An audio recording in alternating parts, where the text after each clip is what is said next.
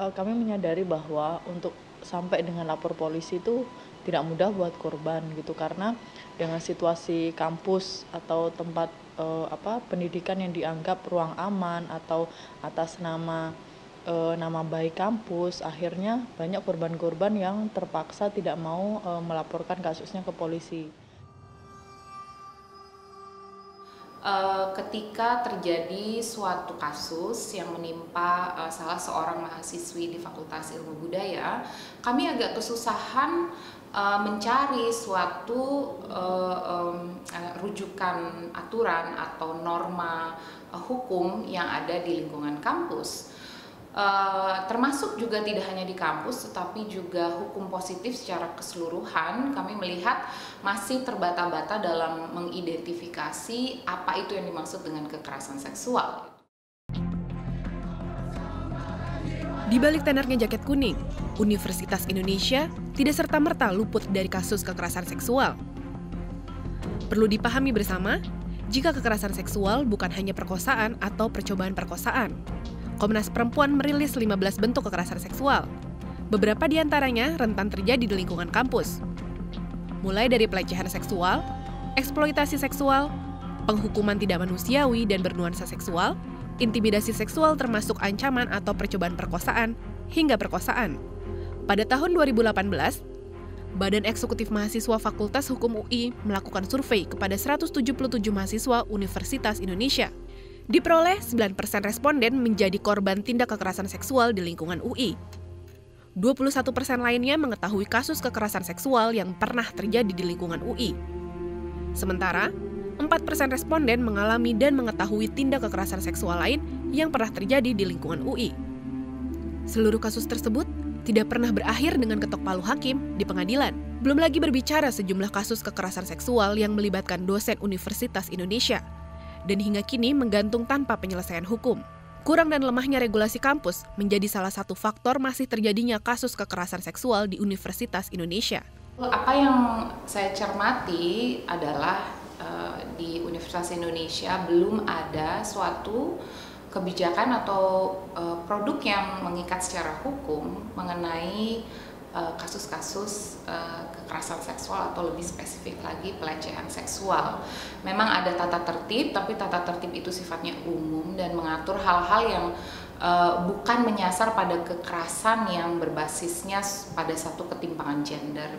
Nah, perlu ada terobosan sebenarnya yang dapat mengidentifikasi dan juga semacam menjadi edukasi juga untuk masyarakat kampus bahwa ada aturan-aturan yang memang secara partikular mengidentifikasi bentuk-bentuk kekerasan yang menyasar pada ketimpangan itu, pada ketimpangan gender itu.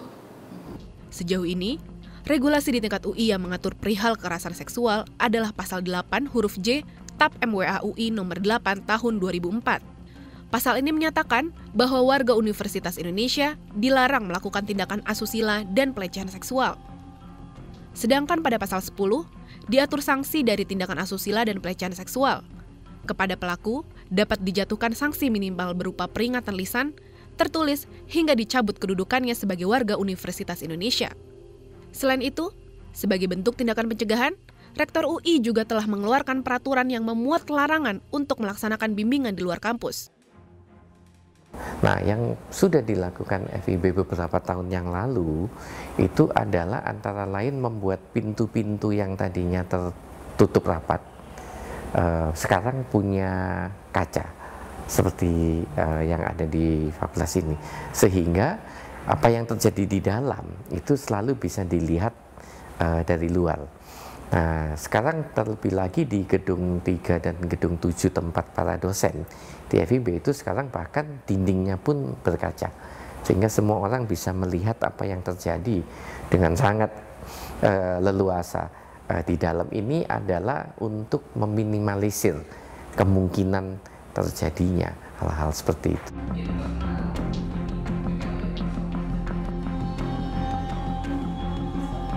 Namun, aturan itu dirasa belum cukup. Tapi kemudian itu saja menurut saya belum cukup, karena belajar dari banyak kasus itu ternyata memang ada kebutuhan untuk bagaimana mengimplementasikan kasus-kasus peraturan-peraturan ini, justru persoalannya ada di situ, ada di detail persoalannya. Bagaimana orang melapor, bagaimana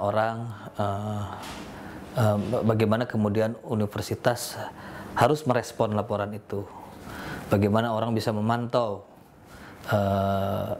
respon itu, kapan universitas dianggap cukup melakukan respon dan kapan tidak. Nah, itu yang menurut saya perlu diperjelas.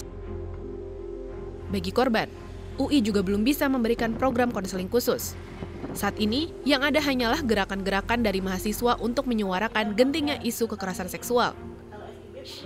Salah satunya adalah Hope Helps UI. Hope Helps UI didirikan pada tahun 2017 sebagai respon terhadap kasus-kasus kekerasan seksual yang terjadi di UI. Hope Helps memiliki 2 tugas utama, yaitu advokasi sebagai bentuk pendampingan dan penanganan kasus, serta kampanye melalui media sosial. Kami juga akan menawarkan bantuan apa yang mereka butuhkan, seperti itu. Kami bisa memberikan bantuan hukum, menulis legal opinion, ataupun ketika mereka ingin didampingi secara hukum. Kami juga bisa membantu merefer kasus-kasus mereka kepada pengada layanan psikologis apabila mereka membutuhkan bantuan secara psikologis, seperti itu. Dengan demikian, dapat dikatakan belum ada regulasi khusus dari UI apabila terjadi kasus kekerasan seksual yang menimpa Civitas Akademika. Untuk itu, sangat diperlukan sebuah standar prosedur penanggulangan kekerasan seksual bagi Civitas Akademika UI.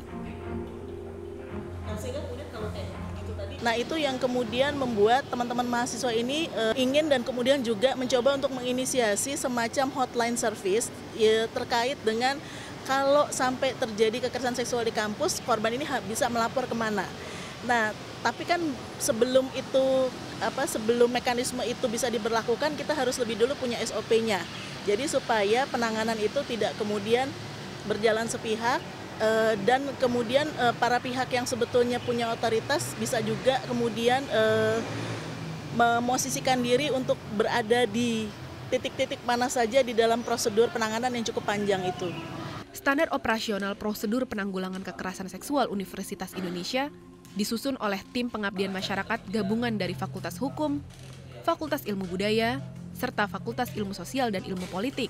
Dengan adanya SOP diharapkan UI dapat melakukan penanganan secara komprehensif, baik bagi korban maupun pelaku, demi terpenuhinya rasa keadilan.